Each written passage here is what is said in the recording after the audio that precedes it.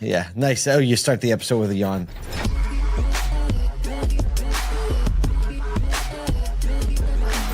This is Auto Collabs. Oh, that's nice. Yeah. Okay. All the people are now yawning that are listening. That's exactly the intended effect of any podcast. Did I make you yawn? Leave a comment. I wasn't looking. So yeah, leave a comment. That'd be great. Comment with your favorite emoji. Yeah, let me know you yawned. Yeah. Oh my gosh. Look, whenever we get to spend a little time together in person, which we did recently in New York, I'm always amazed at two things. Number one, how short Michael is. No. Oh my gosh. I hadn't done it in so long. It's been so long. I apologize. All right, give me your number one. I think I forgot my number one. Because I wanted to be like, number one is how much faster conversation goes when you're in person and ideas flow.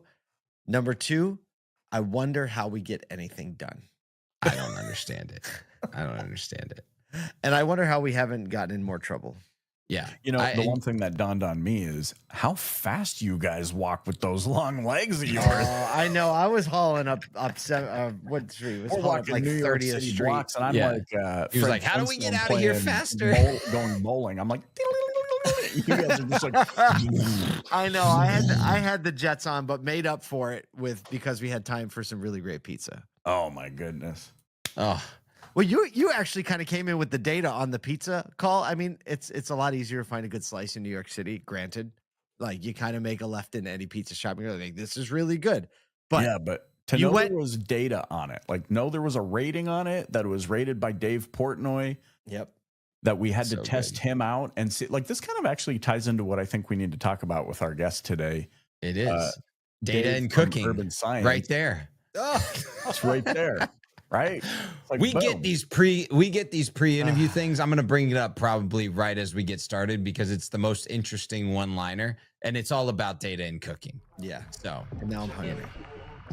You're hungry for data. Let's get into it. All right, we're hanging out with Dave. Dave, man, thanks for joining us today. Your beard precedes you. So literally, it looks like such a burly, manly beard that when you walk around, the first thing that break the plane of the finish line is your beard. Gosh, I hope so. It's when Dave shaves he's off like, his beard, it definitely allows me to walk into a room. Yeah, it's so What did you say, Michael? I said when Dave shaves his beard, it reveals another beard. That's right. That's actually just his beard's beard. Yeah. There's a skit about this somewhere. Beard. Yeah, this is the day beard. I have a night beard for later on. Yeah, my evening beard.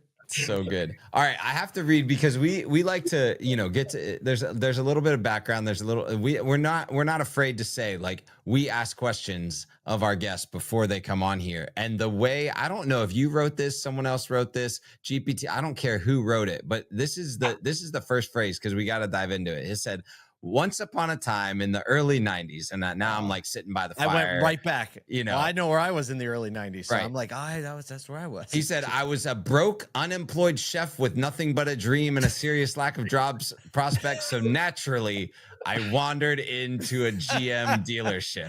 Make $70,000 in your first year. I'm in. Gosh, Dave, take us back to broke chef because now I'm super intrigued by the chef portion of this whole legacy.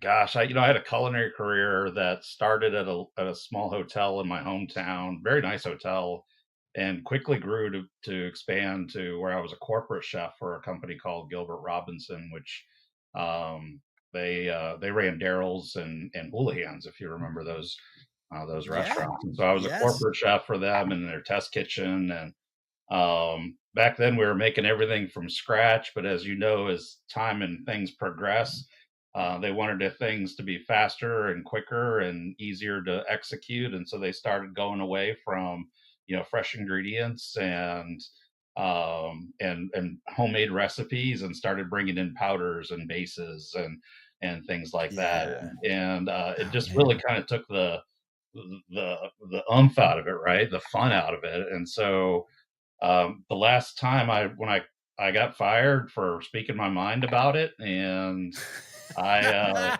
didn't have anything to do, and somebody said, hey, if you're going to be successful and you're going to make some money, you need to be selling big ticket items, and it was either real estate or cars. And real estate, I realized I needed to have a license for, and I needed to have training and stuff like that. But when I walked into a GM dealership, Hampton Chevrolet in Hampton, Virginia, they hired me on the spot. They checked your pulse. That's right. On the mirror, right? Yeah, and I was selling cars the next day. I just kind of, here you go. Here's the keys. Here's the tags. There's the cars. Good luck to you, right? And when you're a chef in a test kitchen, like, does everyone wear a bracelet that says, what would Jacques Pepin do? Or like, what would Julia Child do? Like, what, cause isn't he like the master chef of test kitchens? Yeah. So it was unique, right? So I ran the entire kitchen, but we had a separate part that only specialized in a few menu items. And so that special part was responsible for quality testing and then going out to the consumers after they ordered it and asking, very, very similar to what we do with surveys now, right? How did you enjoy it? What was the flavor like? What would you like to see differently? And, get that feedback. And then if it went well through that test kitchen process, then we rolled it out to the entire menu and then across the company. And so that always fascinates me, because I'm like, look at the lengths you're willing to go to for a $35 meal. And imagine if there was some sort of R&D customer experience department in a delership that's like, this isn't a $35 meal, it's a $68,000 buy, and we'd like to just we're trying out a new experience to make it better for you. Would you be willing to participate? Yeah, right. We don't have R&D. We literally don't have R&D as a lane in retail auto. Not largely. There's some dealerships that have it. Some kind of. We don't have a lane in auto for it. We do. I mean, matter of fact, I work with a lot of dealers with our tools that are able to do research and development based on the data they see and change their processes and get better. So yeah. Okay, then let's get into that, because you basically stayed in the industry for 22 years. You eventually became a GM. In your words, you said hurting salespeople and managing chaos, making processes work, squeezing every dollar of profit out. So you've been in the seat. You've been trying to make sense of what works and what doesn't work, navigating a lot of situations happen in the 22 years starting in the early 90s. So now what you're doing is actually back to what you kind of like test kitchen mode, like you said, with the data. So tell us about that. Yeah, so full circle, right? So, one of the important things is to get feedback on what is happening currently, so you can understand if there's any gaps in improvement, right? And so, I've always been a data guy, and it was a very easy transition. Once you get in the world of automotive, man, data seems to come from everywhere, right? But it's tough to make sense of it, and it's tough to know which data is best to use and how to utilize it and then take advantage of it. And so, I really spent the last 7 or 8 years working with dealerships on urban science solutions, helping them continue to squeeze every dollar out of a deal, continue to squeeze every sale out of a bucket of leads that they're getting on a regular basis. And the way you got to look at it is how have things been progressing over the last, let's say, 90 days, right? I'm going to be speaking to past performance predicts future behavior. Now, I started that little catch line in high school because that's how I chose to how I ask girls out, right? So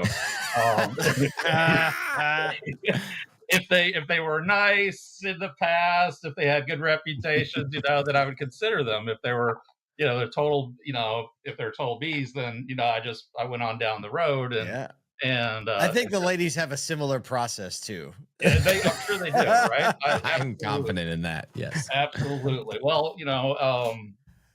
anyway, so it worked out so well for me. Anyways, I worked out so well for me that I've been married several times. So I'm a great closer, but I have terrible retention rate. But but the fact is, you really got to understand the background of what's happening at your dealership, and there's some KPIs that you could look at that say, hey, if I don't change anything, this is going to continue to happen.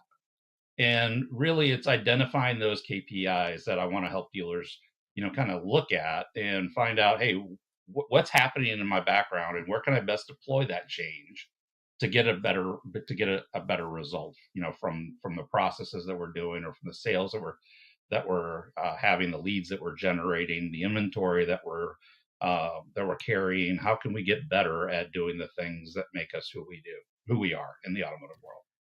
One of the things that I've known about urban science and the data that's available there, and some of it actually when I used that data when I was at a dealership, is there's a lot of like demographics, like local data available. And you've said something like past performance is future results. One of the things that has always been of interest to dealers is conquesting or targeting net new areas of business around them, or net new personas.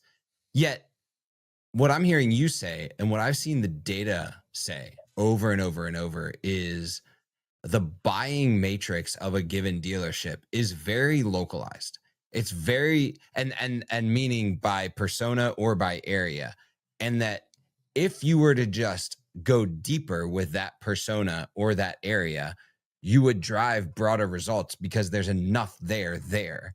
Are you seeing that data still ring true, especially as people are becoming less and less loyal?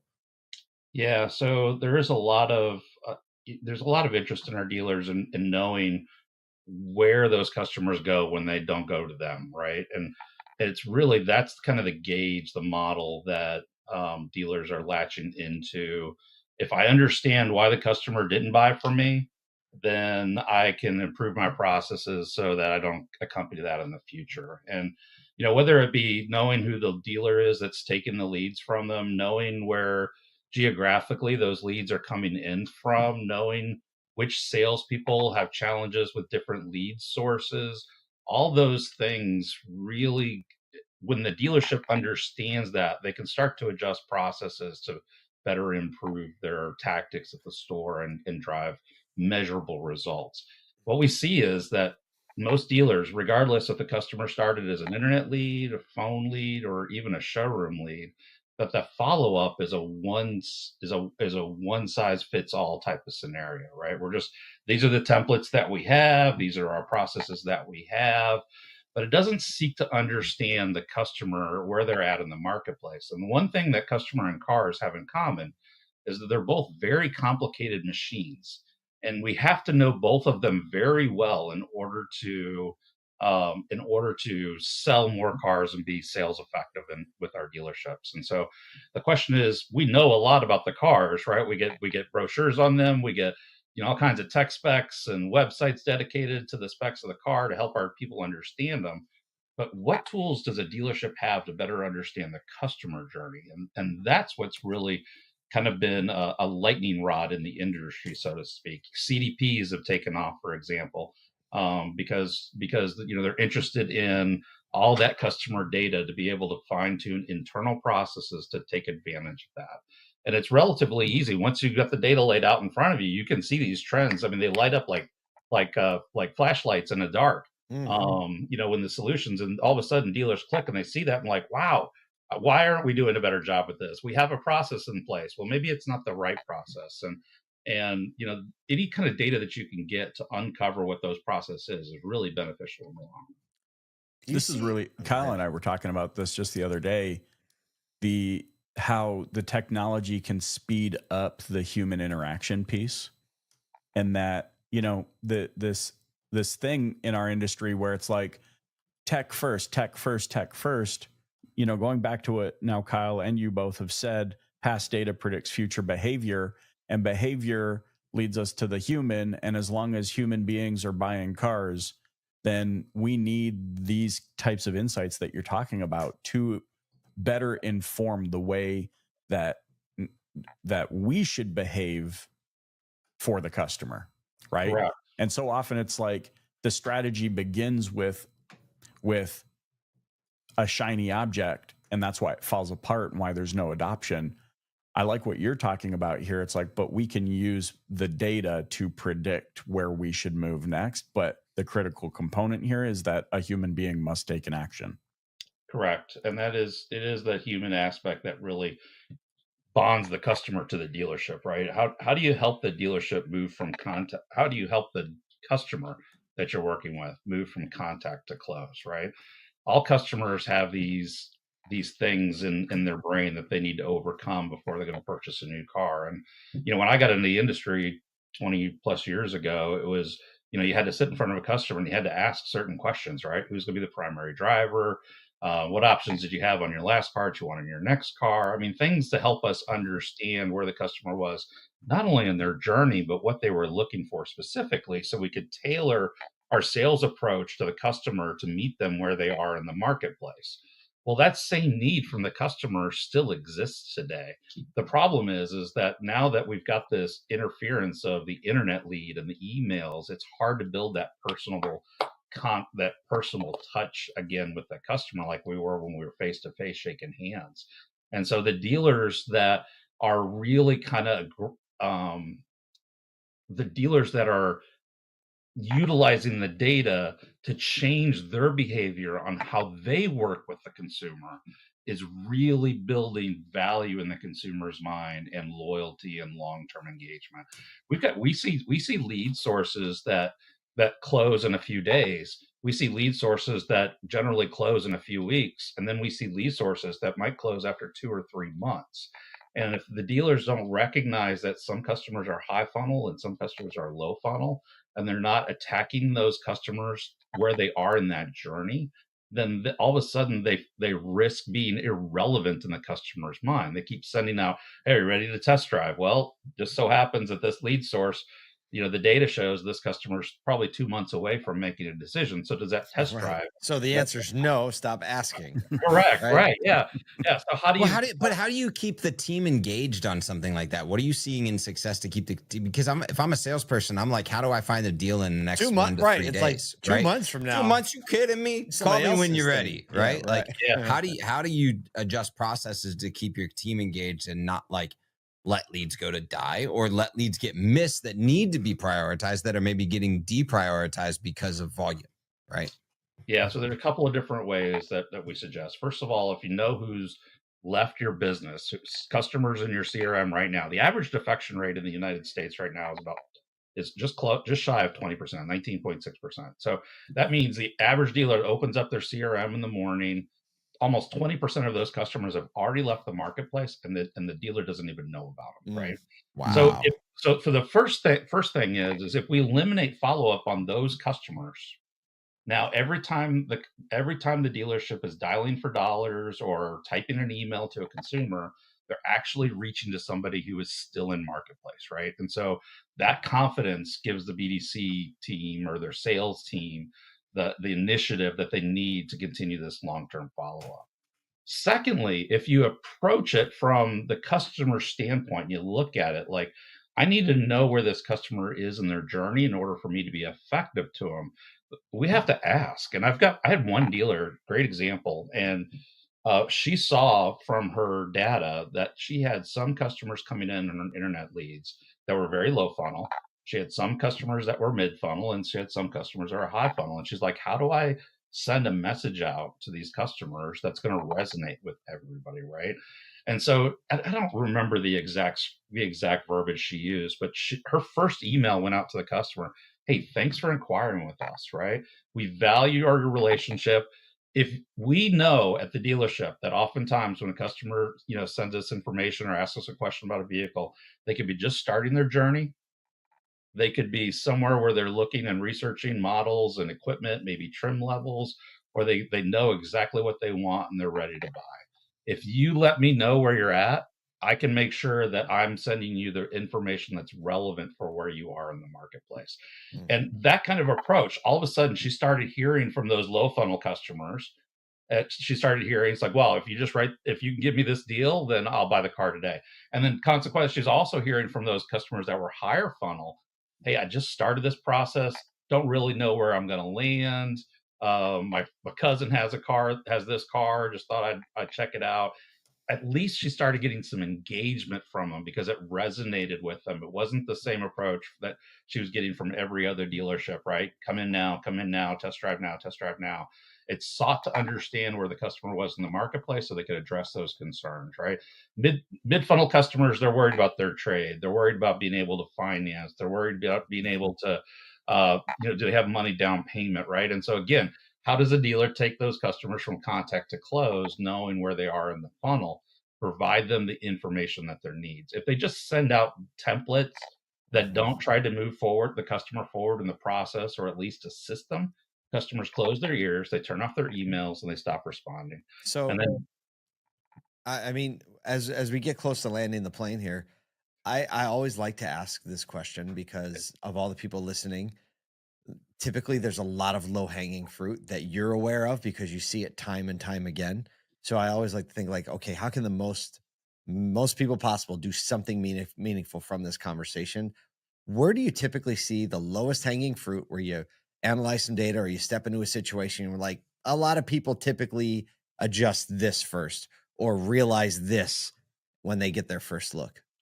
Yeah, when they get their first look at the data, the number one problem area that just peeks out to every single dealer that gets that aha, that, oh my gosh, I didn't realize it, is their follow-up cadence somewhere between the 8th day of follow-up and maybe the 21st day of follow-up. They check the box that they complete it, but it's not resonating with the customers. And literally that's where we see almost 40% of the defections that take place within a dealer's CRM is in that kind of time frame. And so instead of just checking the box and sending an email and checking in, we follow it up, right?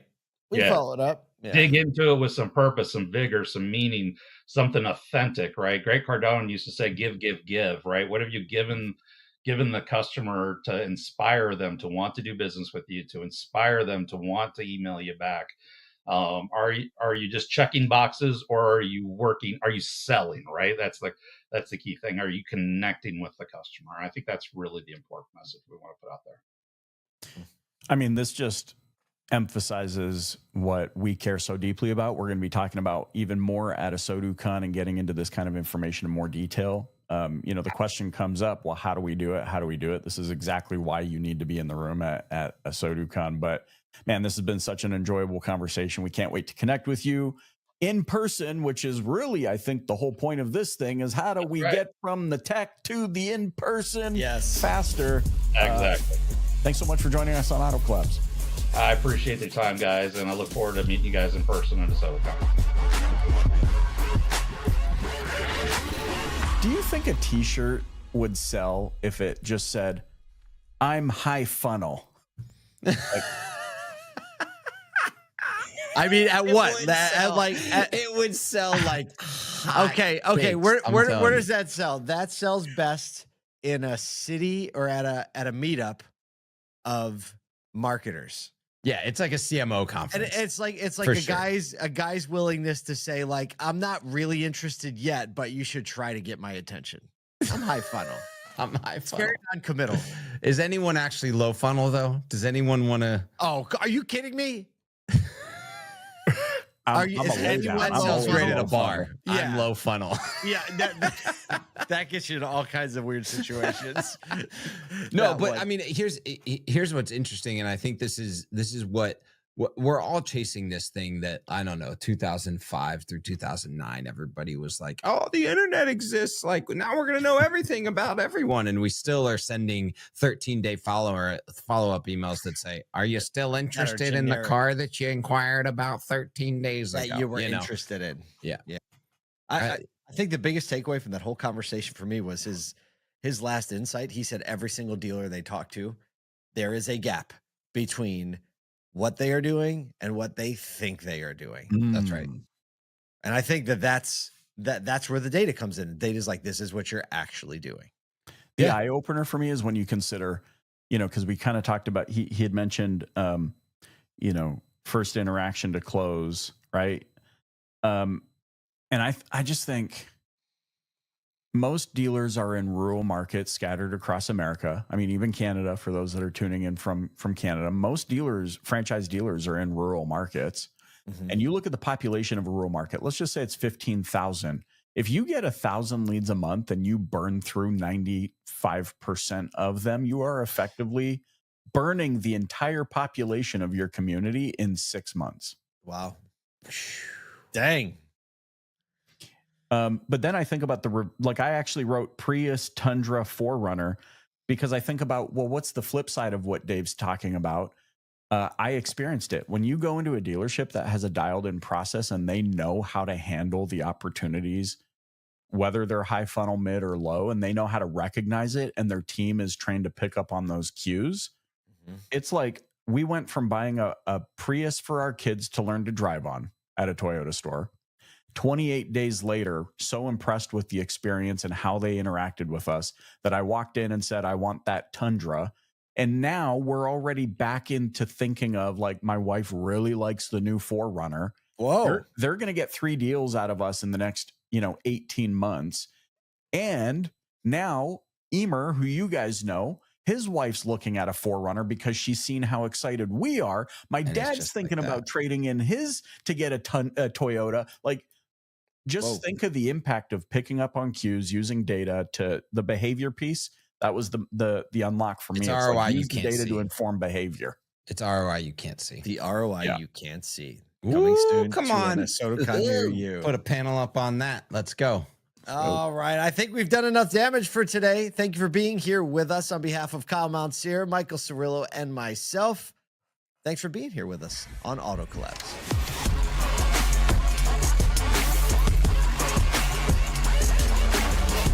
Welcome to Auto Collabs. Why are we recording?